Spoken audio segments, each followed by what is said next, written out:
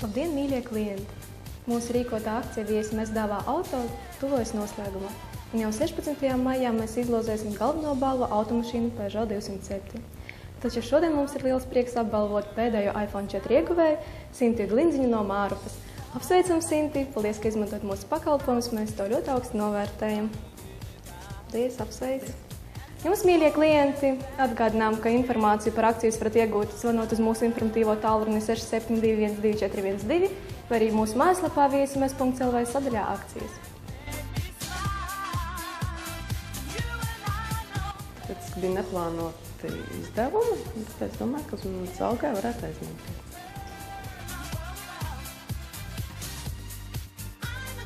Jā, servis man apmienā ļoti, jo viss notika ļoti ātri.